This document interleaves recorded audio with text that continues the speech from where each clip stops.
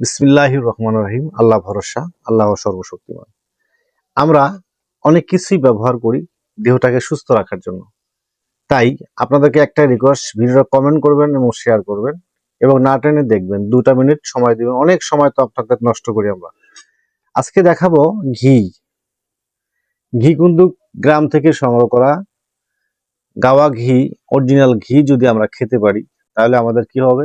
Brain শক্তি ভালো থাকবে, শরীরের ত্বক ভালো থাকবে, বিভিন্ন রোগ থেকে মুক্তি পাবো। ঘির তো অনেক উপকারিতা, ঘির কোনো উপকারিতা শেষ নেই।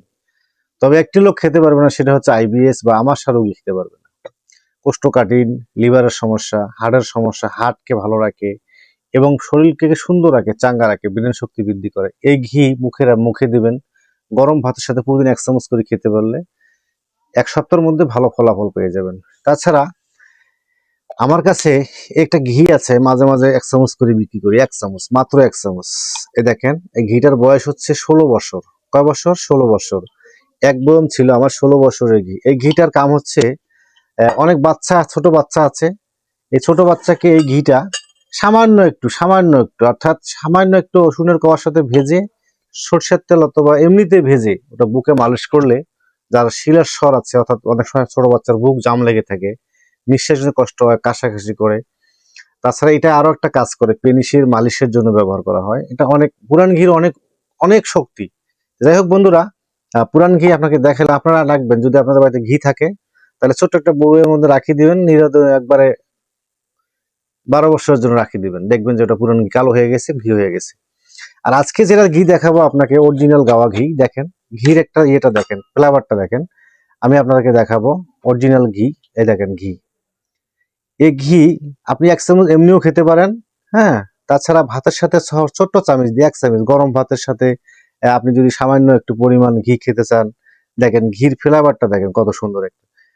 মন চাই সবকিছু খেয়ে ফেলে, কিন্তু বেশি খাওয়ার কোনো প্রয়োজন নেই। আপনারা জাস্ট 1 চামচ করে, এটা ছোট চামচ দিয়ে 1 চামচ করে খাবেন, গরম ভাতের সাথে মিক্স করে। এটা আমার দাদা দাদি, মা বাবা, আমি নিজেও 1 চামচ ঘি একটু গরম ভাতের সাথে একটা কাঁচামরিচ ভেজে, একটু পেঁয়াজ ও সরিষা আপনার একটু লবণ দিয়ে ভাতটা মেখে খাবেন। আহ, কি সুস্বাদ!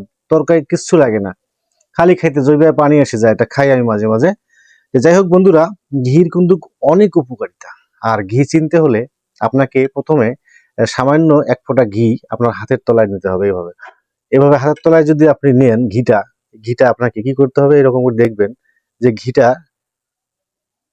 দূর থেকে দেখবেন ফ্লেভার একটা সেন্ট। আর এই ঘিটা জিভা দিয়ে খেয়ে দেখবেন জিভাটা কিরকম লাগে। মুখের মধ্যে থাকবে, ঠোঁটে লাগাবেন, মুখে লাগাবেন, দেখবেন যে ঘি সহজে শুকায় না, একটু হালকা তিত তিত ভাব হবে। আর ঘিটা খুব একটা সুগন্ধিত, খুব একটা সেন্ট, এটা থেকেই যাবে। আপনি সাবান দিয়ে হাত ধোয়ার পরে দেখবেন যে ঘির একটা ঘ্রাণ থেকেই যাবে। তাহলে বুঝবেন আপনারা অরিজিনাল ঘি।